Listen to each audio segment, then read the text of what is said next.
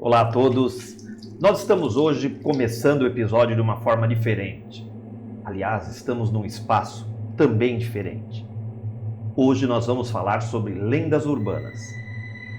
Eu espero que vocês já tenham identificado qual é o espaço que nós estamos, porque uma das principais lendas urbanas, aliás, faz parte da minha memória de infância. Vou contar para vocês daqui a pouco.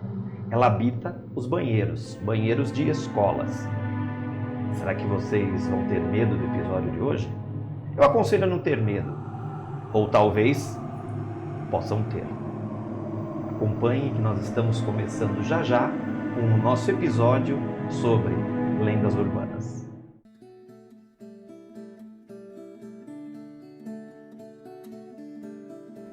Lendas urbanas sempre existiram, mas com o advento da internet as coisas ficaram um pouquinho mais rápidas, porque a difusão das histórias acontece muito mais rápido por WhatsApp, pelas redes sociais e assim por diante. Eu me recordo, já faz um tempinho, que lá pela década de 80 existia um jornal chamado Notícias Populares, NP, e ele era aquilo que nós chamávamos de imprensa marrom, sensacionalista. Então de vez em quando aparecia assim, nasceu o bebê diabo, e isso era o comentário.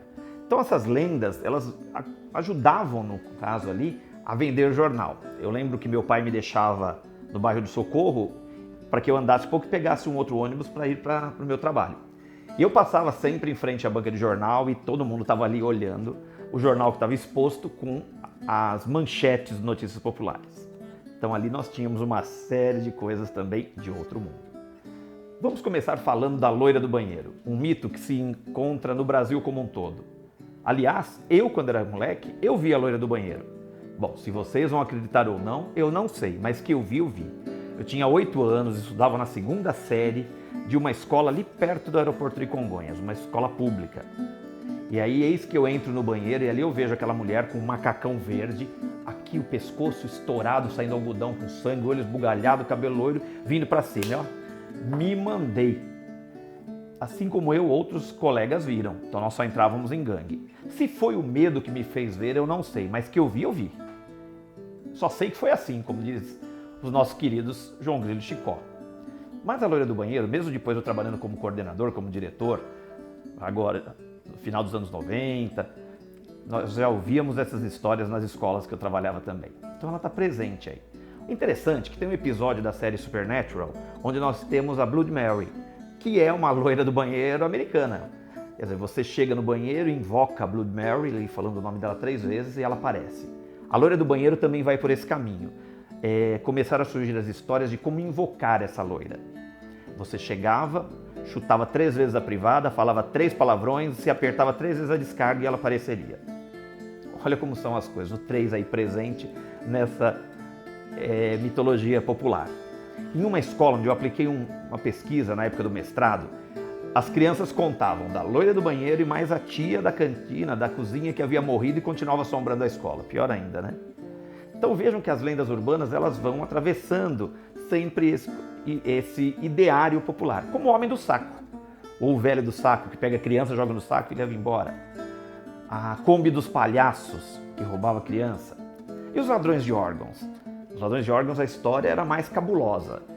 A pessoa acordava no dia seguinte, dentro de uma banheira de gelo, percebia que tinha um corte no corpo, ali na região dos rins, por exemplo, um telefone para que ela ligasse e pedisse socorro e um bilhete, que ela não saísse dali enquanto o socorro não chegasse, para que ela não morresse.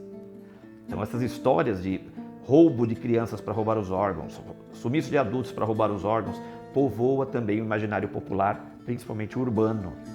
Outra questão que nós tínhamos é da seringa com HIV, que aí dizia assim, nós recebíamos às vezes por e-mail, na época do Orkut, olha o tempo, né? Cuidado ao sentar no cinema, porque estão deixando seringas infectadas com HIV. Meu amigo foi, levou uma picada, quando foi ver tinha essa seringa, fez o exame e estava infectado. A mesma coisa a gente ouvia em relação aos telefones públicos americanos, que colocavam essas seringas onde pegavam no compartimento de moedas. Caía, então, para tomar muito cuidado com isso. Outra questão, né, que um tempo atrás, isso eu já ouvi também, crocodilos no rio Tietê. Crocodilos no rio Tietê. Você imagina você sentado ali no trono e o crocodilo te mordiscando ali, né? Não ia ser muito legal. Histórias que também povoam o nosso imaginário urbano são os fantasmas que existem no porão do Teatro Municipal de São Paulo. Já ouvi também relatos de um trem do metrô que as pessoas o escutam depois que todos os carros foram recolhidos. O que mais que nós víamos, né? A mulher de branco. A mulher de branco também está presente em muitas histórias. Você está numa estrada ou à noite em algum lugar e aparece aquela mulher de branco te pedindo carona. E é uma assombração. Então vejam que as lendas urbanas elas vão se convertendo nessas histórias. Porque lenda, ela vem do radical leger, que significa história. Histórias contadas. O mito, normalmente, ele tem uma personificação. Ele é visto como um personagem, como a loira do banheiro, o homem do saco, a mulher de branco, como eu falei. E ele tem essa unidade central de mitificação e o universo ao redor dele são as lendas, as histórias que vão sendo contadas a partir desse mito. Então esse universo lendário, ele se amplia conforme as histórias vão acontecendo. Vale lembrar que os mitos possuem uma função social. Vamos lembrar, por exemplo, a questão do banheiro das escolas. É o refúgio de cabular aula, de fumar escondido, aprontar escondido e outras cocitas más, que não vem ao caso, vocês já me entenderam. O banheiro é esse local. Se eu tenho uma assombração no banheiro, você acha que eu vou me esconder lá? Da mesma forma, as mães amedrontavam, olha, não sai na rua que o homem do saco te leva, para segurar a criança dentro de casa. Eu tenho na minha infância uma história interessante do homem do saco, eu até coloquei na minha tese de doutorado. Minha mãe, minha avó, elas falavam, não sai na rua que o homem do saco te pega. E aí existia um garrafeiro, um senhor negro chamado de Cascão, e ele tinha uma voz, aquela voz grossa que assustava de longe. E aí minha avó, minha mãe diziam que era o homem do saco, que a gente não podia ficar bobeando no portão, na rua, né? Beleza. E nós tínhamos medo, ouvíamos a voz dele gritando, pedindo garrafas, puxando aquela carroça de madeira, né? Ele tinha as pernas bem inchadas de uma elefantíase. E a gente, se mandava, eu e meu irmão. Um dia bateram palma lá e nós fomos atender. Quem era? O próprio. E aí ele pediu água. E a mesma avó que dizia que era o homem do saco, dizia que não se nega água a ninguém. Então lá fomos nós buscar água para o Cascão. Quando nós levamos água para ele, ficamos assim subindo, tinha uma caixa de relógio de concreto, a gente subia e olhava a rua por cima do muro. Ele foi até a carroça, agradeceu e nos trouxe, nos deu gibis. Gente, acabou o homem do saco aquele dia. A gente se tornou amigo do homem do saco que diziam que era ele. E não era, porque ele era um batalhador, um garrafeiro, que seria hoje o carroceiro, que estava sempre ali no bairro. Uma pessoa que era muito amorosa, muito querida, e nós pudemos conhecer. A minha avó, eu lembro que ela falava também, e aqui com todo respeito eu vou repetir isso, mas não é o que eu acredito mesmo, mas ela dizia que cigano rouba criança. E aqui eu só estou dizendo o ideário popular da minha família. Mas acontece que eu estudava com uma neta de ciganos. E quando eu ia para a escola, a gente tinha que passar em frente à casa deles. E o medo? Bom, esse medo foi vencido pela amizade que nós fizemos ali com a neta dele, conhecendo um pouquinho, bem pouquinho, né? Moleque, a gente nem se ligava nas coisas e a forma como eles manifestavam a sua cultura.